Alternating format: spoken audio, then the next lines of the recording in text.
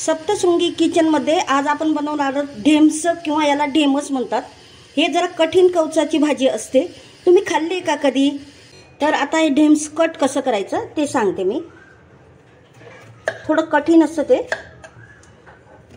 आता हे कोवळं आहे त्यामुळे इथं बी काढायची मला एवढी गरज वाटत नाही याची। आता हे दुसरं कट करून दाखवते। हे पण कोवळं आहे। जर असं थोडंसं हे बी जर वाटलं तर हे काढू शकतात, पण हे कोवळं आहे त्याचं बी काढायची गरज नाही। आपलं बटाटा कसं कापतो त्या पद्धतीने असं कट करायचं। आता आपण हे अगदी बारीक कट करून घेतले, कारण जाड कट केलं ना त्याचं साल कडक असतं त्यामुळे ते लवकर शिजत नाही। आता हे स्वच्छ पाण्याने धुवून घेऊ। स्वच्छ धुवून घेतले तर आता आपण फोडणीची तयारी करू। फोडणीसाठी आपण प्रथम तेल टाकून घेऊ। कढई गरमच झालेली आहे त्यामुळे तेल गरम झालेलं आहे।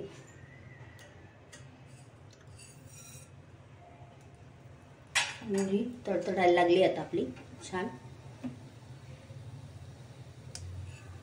आता जिरं टाकून घेऊ।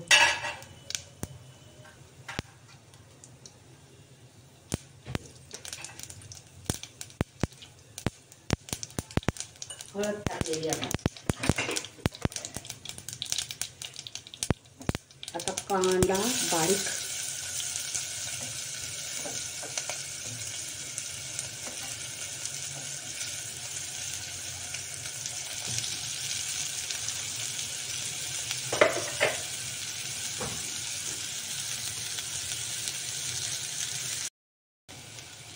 कांदा व्यवस्थित तळून घेऊ आपण।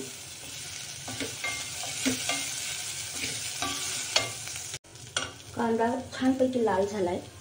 कांदा छानपैकी लाल झालेला आहे। आता आपण त्यात थोडासा कढीपत्ता,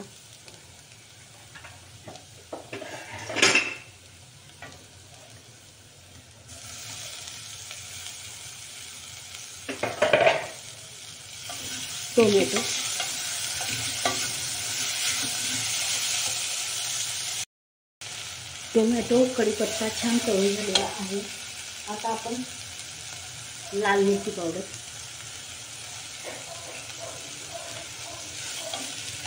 घरचा बनवलेला गरम मसाला, छोटे 2 चम्मच घेतले टाकते। आपली फोडणी छान तयार झालेली आहे। आता तर त्याच्यामध्ये आता हे ढेमस टाकून घ्यायचे।